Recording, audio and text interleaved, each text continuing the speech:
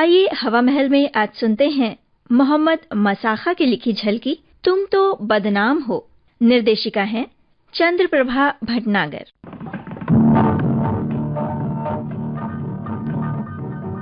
फगनाटी पुरवैया डोले, रंग गुलाल अंग रस घोले।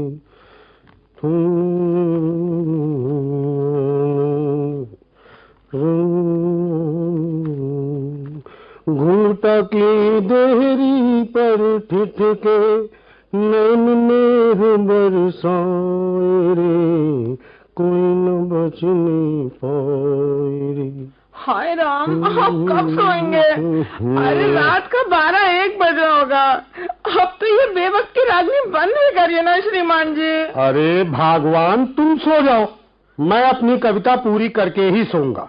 मेरे लिए इसे जागते हुए पूरा करना उतना ही जरूरी है जितना तुम्हारे लिए सोते हुए स्वप्न देखना।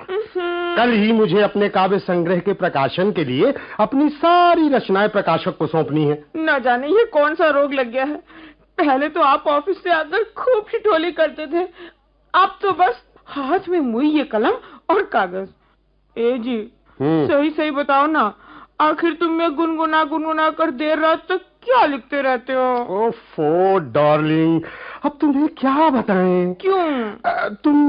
तुम और कुछ न जानकर रात में इतना ही समझ लो कि मैं एक कविता लिख रहा हूँ। पोएट्री, कविता समझती हो ना?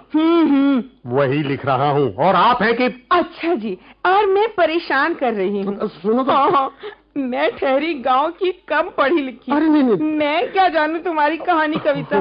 तुम्हारे साथ रहकर शहर की बोलचाल की भाषा और 2-4 अंग्रेजी की गिटपिट सीख गई हूँ। नहीं। ठीक है, जैसी तुम्हारी इच्छा। मैं तो बस सोऊंगी। आधी रात बीत रही है, ये नहीं कि खुद भी सोए और मुझे भी आराम से। अच्छा, सो जाओ। तुम सोगी तभी मेरी कविता जागेगी। घुंघटा की अरे इस सुर में आलापोगे तो सारा मोहल्ला जग जाएगा। तुम थोड़ा वॉल्यूम अपना कम नहीं कर सकते क्या? क्यों नहीं कर सकता हूँ, बल्कि करना ही पड़ेगा। कविता कल ऑफिस में पूरी कर लूंगा। फिलहाल तो आप जो कह रही हैं वही ठीक है। आराम बड़ी चंगी शय है, मुंह ढक के सोइए।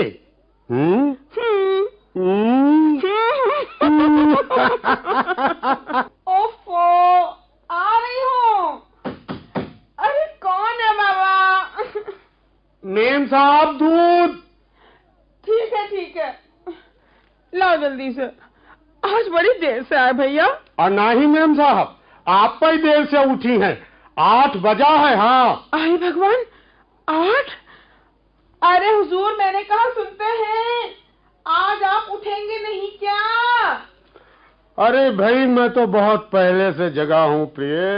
अच्छा। हाँ। तो हुजूर जाग रहे थे? बिल्कुल। लेकिन मुझे जागने में अगर जरा सी भी देर हो जाए तो पुकारेंगे भी नहीं और फिर बड़े नाटकीय ढंग में कहेंगे डार्लिंग, आज मुझे ऑफिस जरा जल्दी जाना है, हरी अप प्लीज। डार्लिंग, तुमने तो मुंह की बात छीन ली। आप फटाफट ब्रेकफास्ट तैयार करें। वास्तव में आज मुझे थोड़ा जल्दी ऑफिस जाना है, प्लीज। तो ठीक है। ए जी। हाँ जी। अरे मैं सोचती हूँ अगले महीने मायके हो आऊं। अरे यहाँ क्या कर रहे हो? हमारा मायके जाना तुम्हें अच्छा नहीं लगता तो साफ बता दो। हाँ। अरे नहीं भगवान, मैं तो क्या है? जो कहना है साफ कहो ना। वास्तव में प्यारी राम दुलारी, आप घर जाना चाहती हैं तो अवश्य जाइए, मुझे कोई आपत्ति नहीं। किंतु आप जाए कैसे? क्यों? हर महीने तो आपके भैया श्री यही बने रहते हैं। ए जी, आज देखो जरा उल्टा सीधा ना कहना। हाँ, वैसे भी मेरे भैया इतने दिनों में तो आते हैं। हाँ। और एक तुम हो कि ऐसी वैसी बोलते रहते हो। हाँ, नहीं तो। अरे ये क्या? अरे राम, मैं तुम्हारे भैया जी को कुछ कह सकता हूँ भला है? अजी रोटी बंद करवानी है क्या? हाँ, खूब कह लो, जो जी में आए कह लो, मैं तो हूँ ही इसी लायक। अरे नहीं भाई, तुम भी प्रिय बात का बतंगड़ बना देती हो। तुम्हारा भी जवाब नहीं है। अरे भाई, तुम जहाँ कल जाना चाहती हो वहाँ आज चली जाओ। सच? और क्या, मेरी क्या मजाल कि मैं तुम्हारी राह का रोड़ा बनूं। पर देवी जी, पहले भोजन परोसिए वरना ऑफिस की छुट्टी हो जाएगी। अब गुस्सा थूकिए भी। अच्छा जी, बस अभी गई और अभी आई। तब तक मैं तैयार हो जाता हूँ। ये रही पैंट। पर्स देख लूं, पर्स में कुछ है या नहीं। हाँ ठीक है, 25-30 रुपए है, काम चल जाएगा। और सुनो, अरे भाई ये मोजे कहाँ रखती है? अरे नहीं होंगे ना? मिल गए। तुम टिफिन लगाओ, देर हो रही है। और सुनो, वो अटैची लेते आना। ओ डियर साहेब, नो, हरी अप प्लीज। अरे आई जी। अरे जल्दी आओ, देर हो गई। ये लो, ये तुम्हारा ब्रीफकेस और ये लो तुम्हारा टिफिन। टिफिन क्या बनाया? वाह भाई वाह, क्या स्वादिष्ट करेले की सब्जी है। मजा आ गया। दिल करता है कि उंगलियां खा लूं। किसकी? मजा करती हो। अरे हाँ, तुम्हारी बातों में तो मैं एक जरूरी खबर देना ही भूल गया। वो क्या? अरे भाई, आज अपने घर एक सज्जन आ रहे हैं। अच्छा? उन्हें मेरे आने तक बिल्कुल ठीक से बैठालना। हाँ। और देखो, उनकी खातिर तवज्जो में कोई कमी नहीं रहनी चाहिए। बिल्कुल कमी नहीं रहेगी। फिर देखना प्राण प्यारी, मैं रात जो लिखता रहता हूँ ना, उसकी पूरी कीमत कैसे वसूल करता हूँ। हाय राम, वो कैसे करोगे? बस देखती जाओ। कम से कम 1001 का शुद्ध लाभ इस हथेली पर, न, तुम्हारी हथेली पर आज शाम को होगा। 1001? सच्ची? तो फिर इस महीने मैके जाने का प्रोग्राम कैंसिल। आज तो बड़ी फर्राटेदार अंग्रेजी बोल रही हो प्रिय। मगर ये मायके जाने का प्रोग्राम क्यों कैंसिल कर दिया? बस यूं ही। 1001। क्या रूठी हो? अरे नहीं जी, रूठे मेरे दुश्मन। आप भी कैसी बातें करते हैं। 1001। अच्छा तो मैं चला। आने वाले मेहमान का ध्यान रखना। हाँ। Bye bye. हाय, 1000 आए, कितना मजा आ जाएगा।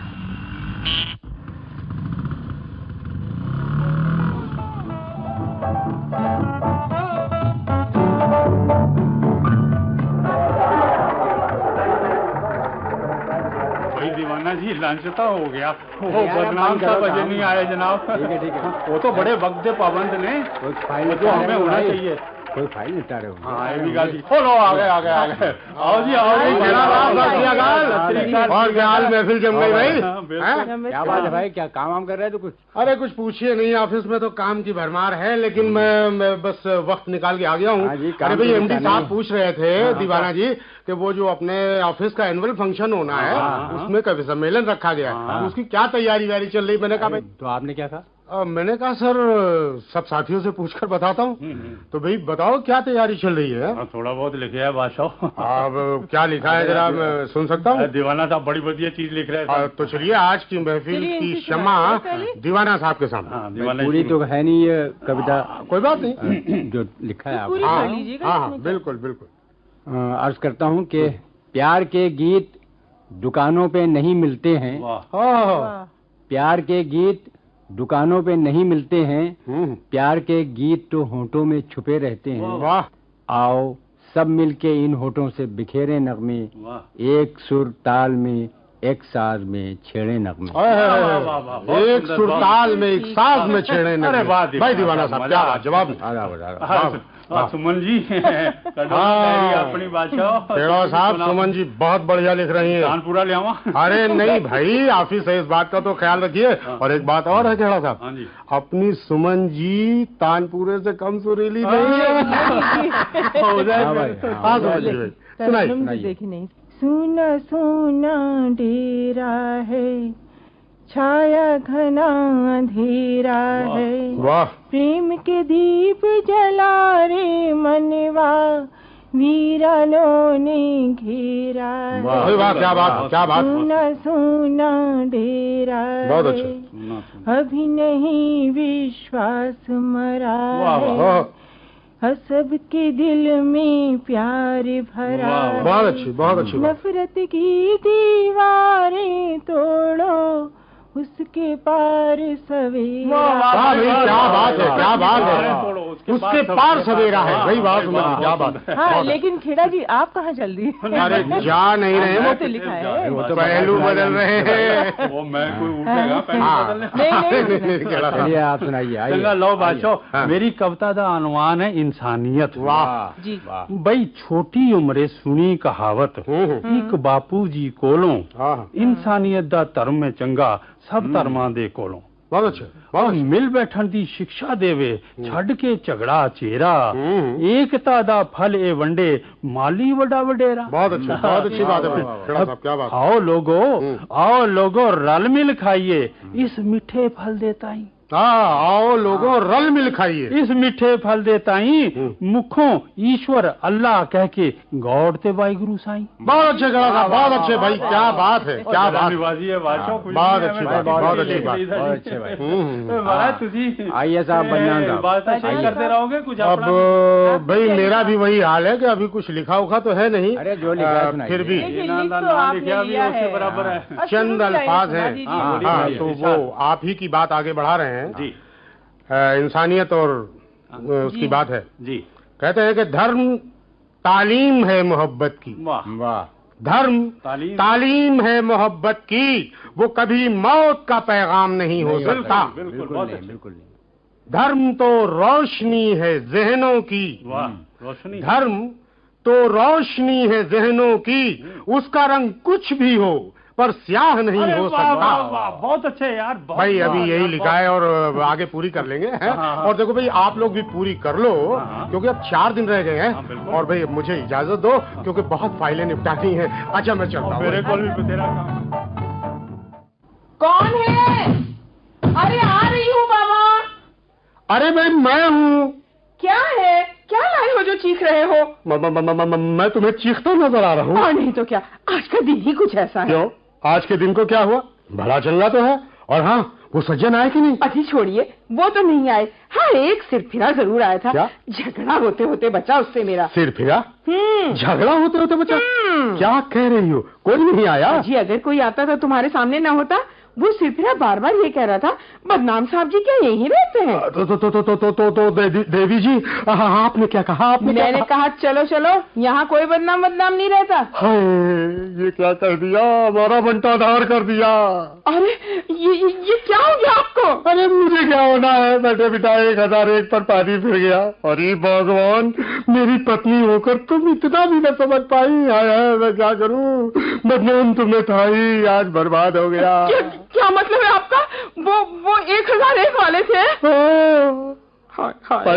अरे मैं ही बदनाम के नाम से कविता और कहानी लिखता हूँ। तो तुम बदनाम हो?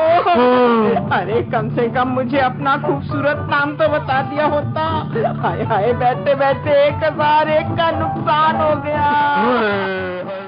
तुम तो बदनाम हो, मोहम्मद मसाखा की लिखी ये झलकी अभी आप सुन रहे थे। इस झलकी को निर्देशित किया चंद्रप्रभा भटनागर ने। अब आज का हवा महल कार्यक्रम समाप्त होता है।